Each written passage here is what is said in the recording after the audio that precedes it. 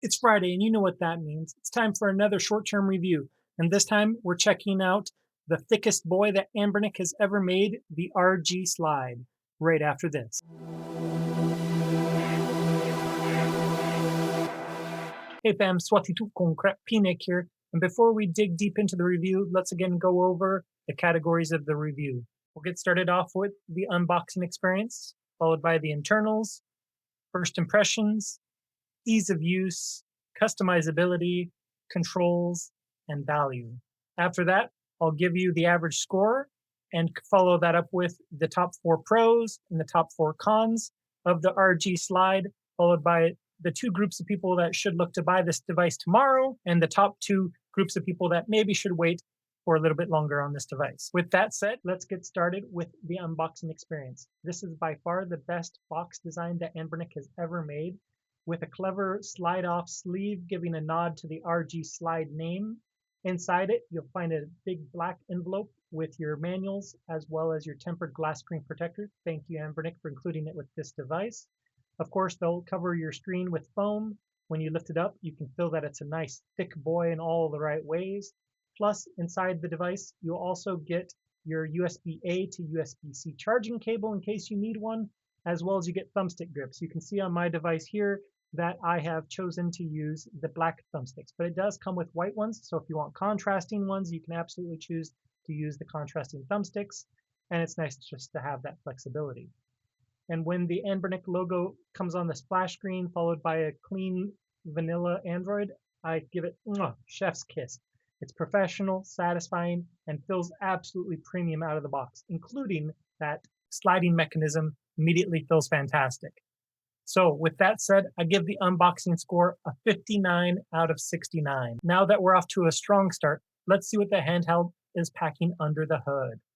So when we look at internals, it has a 4.7-inch LTPS IPS display with a 1280 by 960 resolution with 120 hertz refresh rate. So sharp that someone looked at it, first impression, they thought it was an OLED display. So that's great marks on this display. It comes with a Unisoc T820 CPU, not god tier by any means, but definitely a good CPU.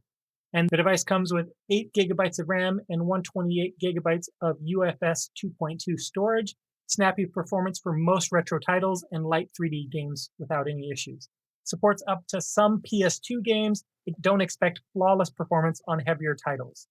It does come with a 5,000 milliamp hour battery for up to 6 hours of playtime, and it does have an active cooling system and includes bonus features like AI, vibration motors, and USB-C to HDMI 1080p output to consoleize your device if that is the route you want to go. So it might not dethrone the Odin 2 Portal, but under $200 it holds its own as a great value. And the internals are quite strong, again, for the under $200 price point, which earns it a respectable 53 out of 69. Let's move on to that first feel. Again, as I mentioned, it's a thick boy, and thick boy in the best way. It has tank vibes. When you grab it, you don't feel like it's a weak little cheap toy. This feels like a serious gaming console, and I love that about it. The slide mechanism is buttery smooth and always gets a smile when you hear it pop open and close. I just love how that feels, and I can't help it but smile when it does. The buttons and D-pad feel just right for a handheld in this price range, especially better than a lot of devices that are even more expensive than this.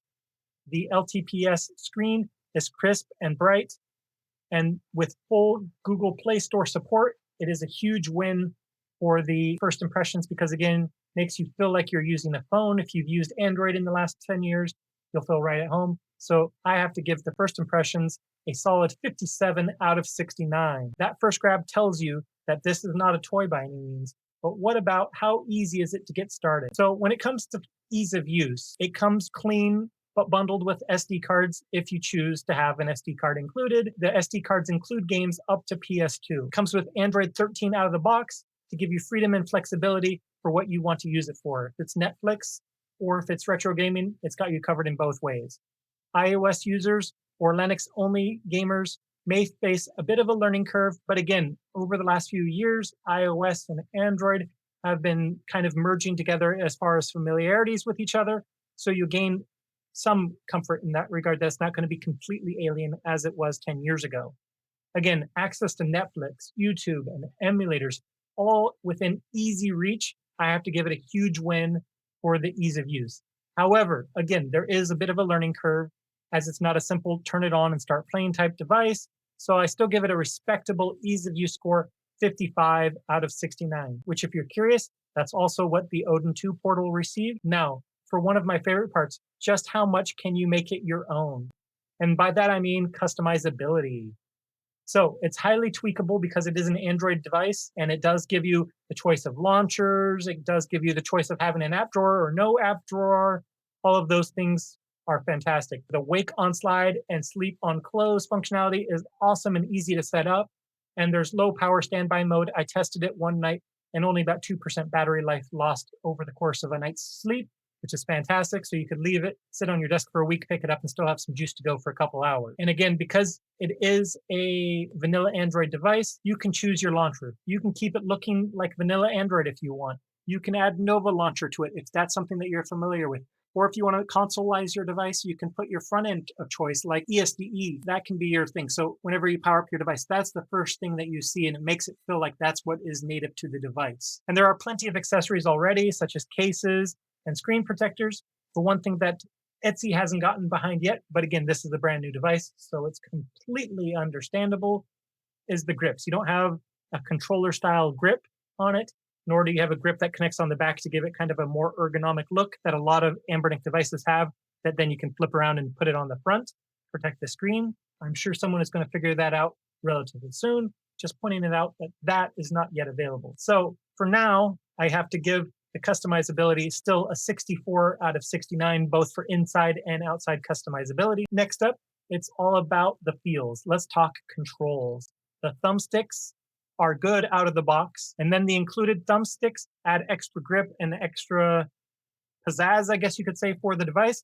So again, I can't complain with how it feels to use the thumbsticks. The inline R1, R2, and L1, L2 are tactile, with the R2, L2 being raised slightly above R1 and L1, so you can easily feel them, but it's still not as good as if they were stacked like on a PlayStation controller or on the ROG Ally X. The clicky buttons are present for sure, and that includes the start select buttons, the back and home button, and the shoulder buttons are clicky, but less so than a lot of Anbernic devices. So I'm not going to dock them too many points for the clickiness.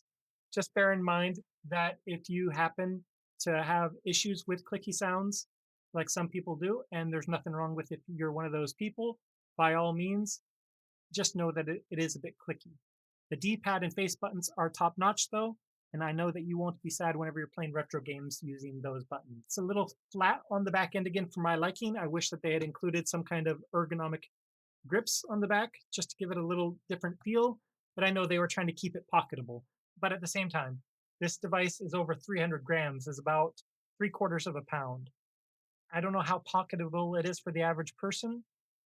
It'll add quite a bit of weight to a purse or a pocket. So I would rather have the grips on the back for some extra comfort and the stacked shoulder buttons. But again, that's my personal preference. I'd love to know what you think on the back. Are you pro flat back, or would you like some ergonomic bumps for your hands to rest on while you're playing games with some stacked shoulder buttons? That said, I still have to give the controls an excellent feel compared to a lot of devices that I've tested this year, a 55 out of 69. So while it's not perfect, it's better than most. So how does that translate to value? Well, good thing you asked. It's priced under $200 with power and polish that really stands out. Again, the opening and closing mechanism feels absolutely fantastic. The gorgeous display that someone first looked at it and said, is that an OLED display? So they are actually a fairly tech savvy person to know what OLED is. And I had to tell them, no, it's actually an IPS display with up to 120 hertz, and their mouth dropped. They said, wow, that's one of the best looking IPS displays that I have seen. It has strong middleweight performance. Again, not top tier like the Odin 2 portal or other devices of that ilk, but again, for much cheaper. The base of the Odin 2 portal is almost $150 more than this device. Yes, I know it's a 7-inch OLED versus a 4.7-inch IPS display, but again, this is a unique form factor that I know Anbernic had to spend time to invest R&D in, make sure the sliding mechanism is good and clean as possible. There's no visible ribbons, there's no visible tracks for it to slide on other than whenever you're looking below the screen. And I love how they included the sticker for the device on the back of the screen rather than clogging up the back of the actual handheld. So it just looks really clean there. So again, it's not as strong as those high-end giants like the AYN Odin 2 Portal, but it is by far a better value per dollar. Play games on it, stream shows. Heck, you can even use Game Native to play your Steam games, or you can use the PS app to stream your PlayStation 5, or use the Kindle app to read ebooks. All in all, just an awesome device. So I have to give the value a 62 out of 69. That said, now let's take a look back at all of the categories and what each category received. Starting with the unboxing at a 59, the internals a 53, first impressions received 57, ease of use got 55, customizability got 64, controls got 55, and value got 62, which brings the average score to 58 out of 69, which actually makes it tie with the ROG Ally X and the AY Odin 2 Portal for my top device of the year. So it's a rock solid device, again, much cheaper, and that value helped push it to be on a tie with those devices. So when we look at the top 4 pros, again, that fantastic device that one of my tech savvy friends immediately thought it was an OLED display. And it has excellent build quality. Again, it feels like a sturdy, thick tank. You don't think that you're playing with a little kid's toy like you do on the ROG 35XX Pro. Again, that's not a knock on the 35XX Pro. That's a fantastic device. But again, that's going for that nostalgia feelsies. Whereas this is well, of course, but it's also going for here I am, I'm unique, and I'm sturdy, and I love it. It's very customizable, again, because of the software and the current accessories and the upcoming accessories. I know that this device is going to be well supported because Anbernic has made a great device, and I know everyone that gets their hands on it that is up for this kind of sliding screen format will really love it. And again, great value. This is what pushed it to be a tie with the AYN Odin 2 Portal. So performance to dollar, it's absolutely fantastic. And again, because it is full Android, it beats all of those other devices that use Linux because it's just so much better being able to have native Netflix and have native YouTube without having to go to a browser to use those. Now, as far as cons go, again, there are no analog triggers like there are on stacked controllers.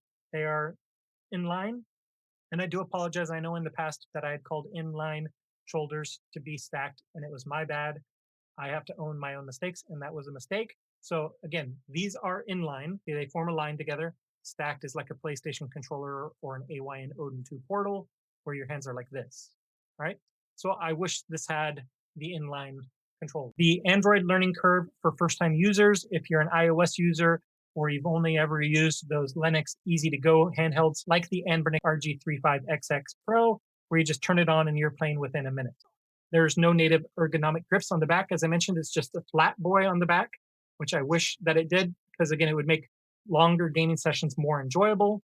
It's not ideal for heavy PS2 games or high-end Android games like Genshin Impact, which again, something I didn't even mention, but again, Android games, fantastic on this generally speaking. But that said, something like Genshin Impact that is performance heavy will bog down on this, as well as those heavy-end PS2 games. So if you're looking for those high-end performance consoles, this wouldn't quite be there for you. So who should buy it today? Retro gamers looking for a versatile and unique form factor absolutely should get this. And power users who want to be able to customize their device and they care mostly about PS2 generation and before, absolutely go out and buy it tomorrow. And who should skip it? Well, folks who want zero setup and prefer plug-and-play Linux devices like the RG35XX Pro, absolutely, great device. Reviewed that last week. Check it out. Or gamers who want guaranteed smooth PS2 performance or higher end performance like the AYN Odin 2 Portal can provide. Again, you're going to spend more money, but if that's what you want, you should probably skip on this device at the moment. That's it for this review. If this tank of a handheld looks like your next gaming buddy, check the links below. I've got both affiliate and non-affiliate links to help you choose your shop. And hey, if you liked the vibe of this video, don't forget to hit the button, drop a comment, and don't forget to sub for more handheld breakdowns. Until next time, this has been P-Nick.